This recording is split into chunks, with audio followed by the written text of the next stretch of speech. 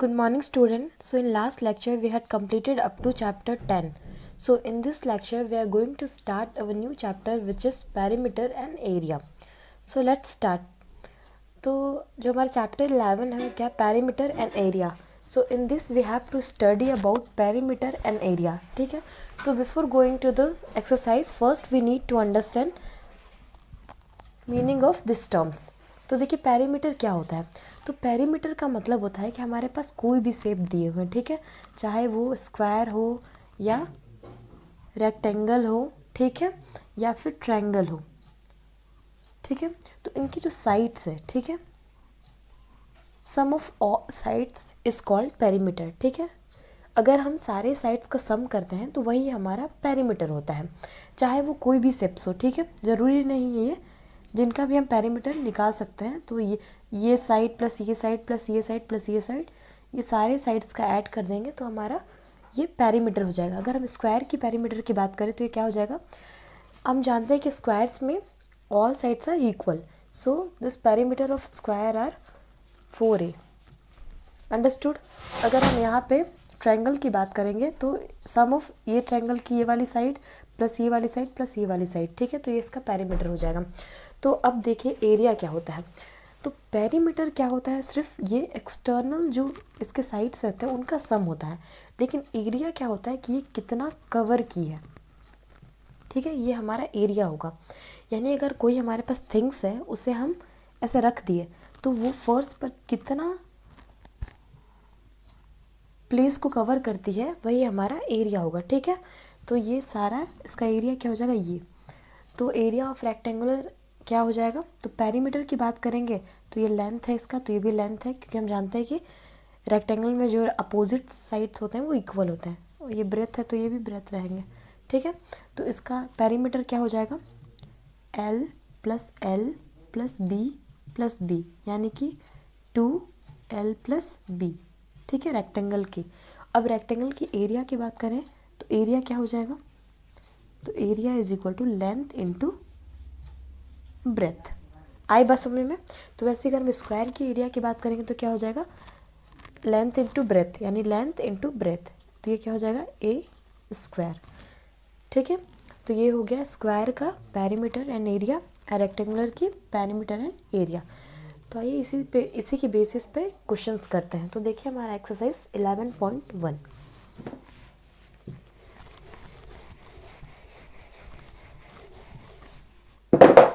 तो ये 11 exercise 11.1 question number 1. तो क्वेश्चन नंबर 1 क्या है हमारा. The length and breadth of the rectangular piece of land are 500 metre and 300 metre respectively. Find its area. तो हमारे पास एक क्या है रेक्टेंगुलर लैंड है. ठीक है, ये रहा जिसमें इसकी 500. ठीक है, तो ये भी 500 होगा. क्या में दी हुई है मीटर में. और जो ब्रेथ है वो कितनी है 300 मीटर. तो ये भी क्या होगा 300 मीटर. तो बताइए इसका पेरीमीटर एंड एरिया. तो अभी मैंने आपको बताया पेरीमीटर क्या होता है 2L प्लस बी. ठीक है, तो यहाँ पे क्या है लेंथ कितनी है 500, ब्रेथ कितनी है 300. तो इसे सॉल्व कर लीजिए. 800 इज इक्वल टू क्या हो जाएगा 1600 मीटर. ये पेरीमीटर हो गया. ठीक है, अगर हम एरिया की बात करें तो एरिया इज इक्वल टू क्या हो जाएगा लेंथ इनटू ब्रेथ. ठीक है, तो एरिया क्या हो जाएगा लेंथ कितना है 500 मल्टीप्लाई बाई 300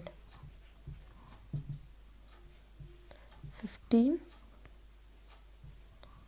ठीक है, तो इतना हमारा क्या हो जाएगा मीटर स्क्वायर. अब एरिया में हम मीटर स्क्वायर क्यों करते हैं क्योंकि देखिए इसका वाला मीटर और इसका वाला मीटर दोनों मल्टीप्लाई होकर क्या हो जाता है मीटर स्क्वायर. और एरिया जो होता है वो 2 डायमेंशनल होता है. ठीक है, एक लेंथ और ब्रेथ दोनों वाला डायमेंशन फॉलो हो रहा है ना, इसलिए हमेशा इसे मीटर स्क्वायर में होता है एरिया. और जो पेरीमीटर होता है वो मीटर में होता है. तो इस बात का ध्यान दीजिए. यूनिट देख के भी आप पता कर सकते हैं कि ये एरिया दिया हुआ है या पेरीमीटर दिया हुआ है. ठीक है, तो इसका the cost of the land if 1 metre square of the cost land cost is rate 10,000. ठीक है, तो हमारे पास जो क्या है, एरिया हमने फाइंड कर लिया यहाँ पे। अब बोल रहा है कि 1 मीटर स्क्वायर का अगर रेट 10,000 है तो 15, ये जो हमारे पास निकल के आया है एरिया, उतने मीटर स्क्वायर का क्या होगा। तो मल्टीप्लाई कर देंगे कि 1 मीटर की इतनी है तो जितना एरिया है उसकी कितनी होगी, 10,000 से मल्टीप्लाई करके, जो मल्टीप्लाई करके आया वो हमारा आंसर हो जाएगा। ठीक है, तो ये 1 का क्वेश्चन नंबर 2 भी सॉल्व हो गया। आई होप कि आप लोग को समझ में आ रहा होगा। तो let's start question number 2। Find the area of a square park was perimeter is 320 metre. ठीक है, हमें क्या करना है कि स्क्वायर पार्क की पेरीमीटर निकाल, पेरीमीटर गिवन है, हमें एरिया फाइंड करना है। ठीक है, तो देखिए ध्यान से। तो हमारा जो क्वेश्चन नंबर 2 है, find the area of a square park was perimeter is 320 metre. हमें एक स्क्वायर पार्क गिवन है। ठीक है, स्क्वायर पार्क गिवन है जिसकी हमें एरिया निकालनी है। ठीक है, और पेरीमीटर गिवन है, तो इसका एरिया साइड मान लेते हैं हम ए है। ठीक है, हमें पता नहीं इसलिए हमने लेट किया कि ए साइड है। तो अब इसकी पेरीमीटर गिवन है, तो स्क्वायर की जो पेरीमीटर होती है वो क्या होती है, 4a। ठीक है, 4a इज इक्वल टू कितना गिवन है, 320 मीटर। तो अब यहाँ से हम क्या कर देंगे, ए की वैल्यू निकाल लेंगे। तो ये मैंने आपको इक्वेशन सिखाया था ना, तो ये मल्टीप्लाई में तो उधर जाके क्या हो जाएगा, डिवाइड में। तो एरिया हमारा जो साइड आया कि ए क्या है, साइड ऑफ स्क्वायर, तो ए की वैल्यू क्या निकल के आई,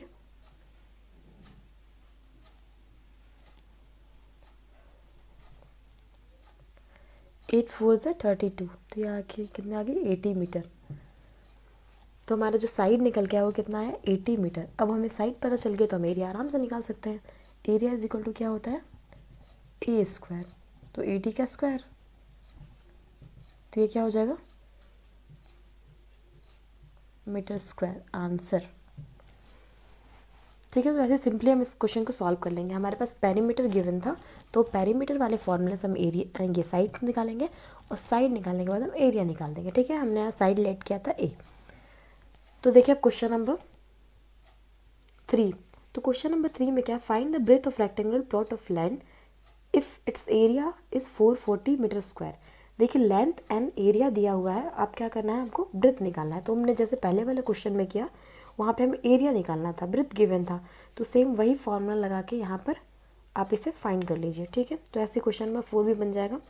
क्वेश्चन नंबर 5 क्या है, the area of a square park is the same as of a rectangular park. ठीक है, ये देखिए क्वेश्चन नंबर 5 स्टार्ट करते हैं हम। ये थोड़ा इंटरेस्टिंग क्वेश्चन है।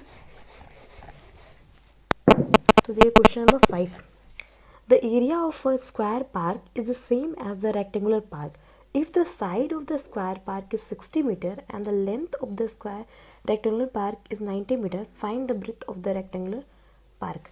तो देखिए हमारे पास क्या है, एक स्क्वायर है और एक रेक्टेंगुलर है। तो ये जो स्क्वायर की एरिया है, ठीक है, एरिया और जो रेक्टेंगुलर की एरिया है वो दोनों क्या है, सेम है, दोनों की एरिया सेम है। मानते हैं इसका साइड ए है। ठीक है, हमने लेट किया है कि इसकी साइड ए है, और ये क्या है, लेंथ और ब्रेथ, यही हमारा लेंथ होगा और ये ब्रेथ होगा। अब देखिए हमें क्या पता है, गिवन क्या दिया है क्वेश्चन में, जो जो क्वेश्चन दिया हम वो करते जाएंगे, then we can find our solution. तो फर्स्ट क्या है, if the side of the square park is 60 metre, जो स्क्वायर पार्क की साइड है वो कितनी है, 60 मीटर है, right. And the length of the rectangular park is 90 metre, और यहाँ पर लेंथ दिया है 90 metre. Then find the breadth of the rectangle, पता है इसकी, तो हम इजीली यहाँ से क्या निकालेंगे, पेरीमीटर, ये एरिया ऑफ स्क्वायर। तो एरिया क्या हो जाएगा स्क्वायर का, जल्दी बताइए। तो एरिया ऑफ स्क्वायर क्या होता है, ए स्क्वायर, साइड का स्क्वायर ना, तो यह 60 है, तो 60 का स्क्वायर हो जाएगा मीटर स्क्वायर। ठीक है, क्या हो गया, इतना एरिया आ गया, और यही एरिया तो इसके एरिया के इक्वल है ना, तो यानी यही तो रेक्टेंगुलर की एरिया भी हुई। तो अब देखिए ये same to same question number 2 बन गया, सॉरी क्वेश्चन नंबर 3 बन गया। ठीक है, क्या है, हमारे पास एरिया पता है। ठीक है, रेक्टेंगुलर की एरिया क्या हो गई, 3600 मीटर स्क्वायर। ठीक है, और यहाँ पे एक लेंथ गिवन है, तो हमारा फॉर्मूला क्या होता है रेक्टेंगुलर के एरिया का, area is equal to length into breadth. तो लेंथ कितना दिया है, 90, ब्रेथ कितना है हमें फाइंड करना है, एरिया कितना है 3600। तो हम क्या करेंगे, यहाँ से इसे डिवाइड कर देंगे। तो 3600 divided by 90 multiply is equal to b. अब ये 10 से 10 कैंसिल हो गया, 440, b is equal to 40 metre. हम इसे सॉल्व करने के बाद क्या आ गया, ब्रेथ आ गया 40 मीटर। तो ये हमारा आंसर हो गया। ठीक है, b is equal to 40 metre. अब चाहे तो आप चेक भी कर सकते हैं कि ब्रेथ सही आया है या नहीं। तो हमारे पास ब्रेथ ये है और लेंथ ये है, दोनों को मल्टीप्लाई कर दीजिए। ठीक है, तो 9 4 ज़ा 36, तो 3600 आ जाएगा ना। तो इससे प्रूव हुआ कि क्वेश्चन करेक्ट बना है। तो ये हो गया हमारा क्वेश्चन नंबर 5 कंप्लीट। अब देखिए क्वेश्चन नंबर 6 भी कुछ ऐसा ही है, आप इसे खुद से बनाने के लिए ट्राई करिए। अगर आपसे नहीं बनता है तो आप ग्रुप में पूछ सकते हैं। अब देखिए question number 7, the perimeter of rectangle is 130 centimetre if the breadth of the rectangle is 30 centimetre, find its length, also find the area of rectangular. हमें क्या है, पेरीमीटर गिवन है यहाँ से हमें, और ब्रेथ भी गिवन है, हमें लेंथ निकालना है। तो आप पेरीमीटर वाले फॉर्मूले से क्या करेंगे, पेरीमीटर वाले फॉर्मूले में सारे की वैल्यू रख देंगे और ब्रेथ को, लेंथ को फाइंड कर लेंगे इक्वेशन को सॉल्व करके। ठीक है, कुछ ऐसा इक्वेशन बनेगा। क्वेश्चन नंबर 7 का देखिए, क्वेश्चन ये क्या बनेगा, the perimeter of rectangular is 130। Perimeter of rectangle क्या होता है, perimeter is equal to 2l plus b. ठीक है, तो यहाँ पे 2, लेंथ हमें नहीं पता है, ब्रेथ कितना दिया है, ब्रेथ इज गिवन 30 सेंटीमीटर। ध्यान दीजिए 30 सेंटीमीटर है, सेंटीमीटर में है। अब हमें पेरीमीटर कितना गिवन है, पेरीमीटर इज 130। तो हमें लेंथ निकालना है। ठीक है, तो इसको सॉल्व करके हम निकाल लेंगे। तो 130 यहाँ मल्टीप्लाई में है तो यह डिवाइड में आ जाएगा इधर, तो हो जाएगा l प्लस 30। इसे हम सॉल्व कर लेंगे तो ये कितना आ जाएगा 65। ठीक है, 65 आ गया, l प्लस 30। फिर हम यहाँ ये प्लस में है तो 30 इधर जाएगी, minus 30 is equal to l। तो l की वैल्यू कितनी आ गई 65 में 30 जाएगा तो कितना 35। ठीक है, तो आंसर कितना हो जाएगा 35 सेंटीमीटर। ठीक है, तो हमारा लेंथ निकल गया l is equal to 35 centimetre. तो अब देखिए इसमें क्वेश्चन में आगे क्या बोला, also find the area of the rectangle.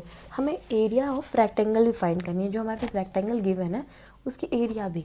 तो हमने क्या है, ब्रेथ गिवन था, ब्रेथ कितना है 30 और लेंथ हमने अभी फाइंड किया कितना है 35। तो लेंथ एंड ब्रेथ दोनों गिवन है, तो एरिया का फॉर्मूला लगा के ये निकाल देंगे। तो एरिया देखिए, area is equal to l and b। तो लेंथ कितना है 35 हमने अभी फाइंड किया यहाँ पे, और ब्रेथ कितना गिवन है 30। अब हम इसे मल्टीप्लाई कर लेंगे। ठीक है,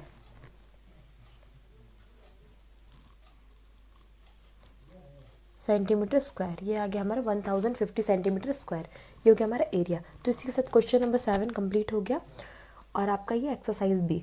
अब बाकी के क्वेश्चंस आप खुद से कंप्लीट करिए, अगर आपको कोई भी डाउट आता है तो आप ग्रुप में पूछ सकते हैं। तो आज के लिए इतना ही, मिलते हैं नेक्स्ट लेक्चर में। Thank you.